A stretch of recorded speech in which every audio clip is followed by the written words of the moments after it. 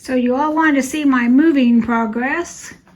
There's some boxes. This was full of junk, and now it's just got one last giveaway to give away and a little bit to pick up. This is all clean. Saved the box from my TV. My bookcase is pretty much empty other than a few little things like shoes. Those shelves that had my turtle and fans and knickknacks and all that on it are all empty. Not sure what I'm going to do about that. Might have to leave it here. This is all craft stuff and it's empty. And the closet had cubes in it. There was like 8, 2, 4, 6, 8, and 10 cubes in here full of my sweaters.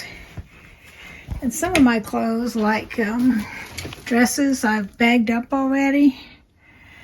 Not these, but I don't have everyday clothes. I've got 2 lock boxes because I couldn't find one, and so I bought another one, and I can't get that one to close. So if I can't get it to close, I'm going to throw it away and use that one. But I'd rather use that one because it's more heavy duty for a fire or whatever. All these shelves are empty. I used to have coats up there. So I'm making some progress. I bought a rug. It's a gray, fluffy, fuzzy rug. You'll see it later when I get to the house. Okay, we're walking down the hall here. So my stuff was either in that room, that bedroom. Here's all the boxed up stuff in the dining room. That's craft stuff. This is bedroom, bathroom, that kind of stuff. This was my other stuff, was in this. I had all my craft stuff in here. It's all empty now. But I don't know where I'm going to put it in the new house. Especially if I rent out both rooms, then I won't have a craft room. And I'll have to figure out that's paper that I haven't packed yet. My granddaughter's coffee station, she'll be able to spread out all the way over to here if she wants to. So that's where we stand on the moving. Lots of stuff packed up, not that much left to go. This is just a little side note. I don't know if you've ever done this before, but I'm boiling a ham. I never heard of it till I moved here to Texas, but it doesn't get as dried out tasting as when you do it in the oven. This ham's really big, it barely fits in the pan, so I'm gonna have to watch it so that the water doesn't splash out because it's up to the very tippy top. And since, well, I'll tell you this whole story, but there's a death in the family, so I'm gonna take over half of it to the family, I think. I will tell you more later.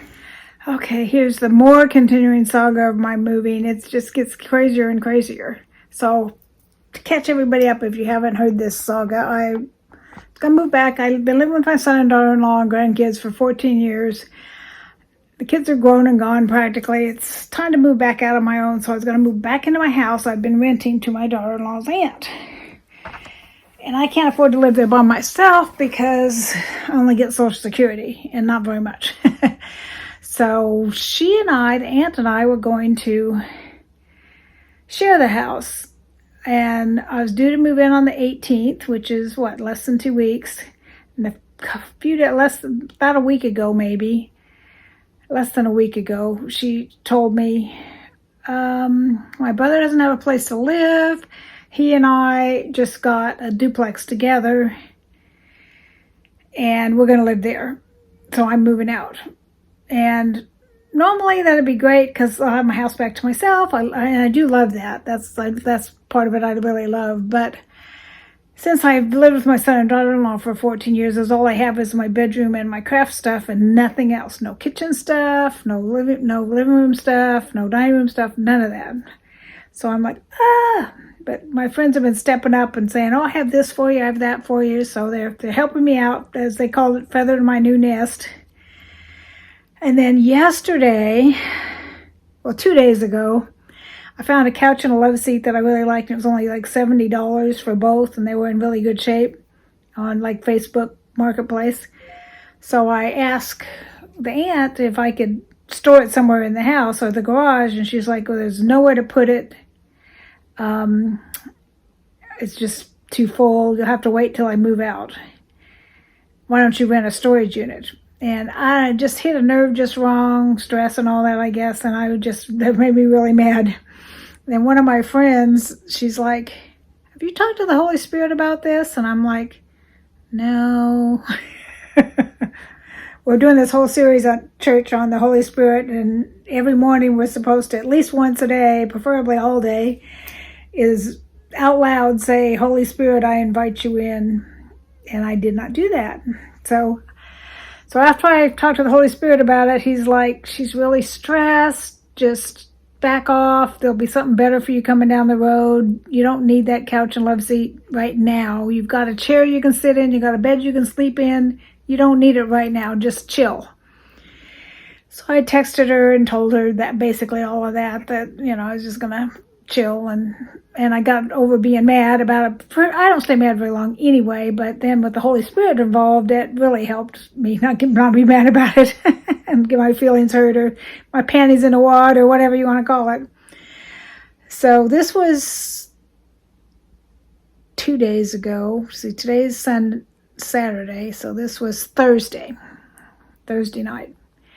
And then Friday morning, her brother died. So it's all up in the air again. I guess she's still moving out, but I told her she could have more time if she needed it. She could still if she wanted to still live with me, she could. But I think she's going to move out anyway.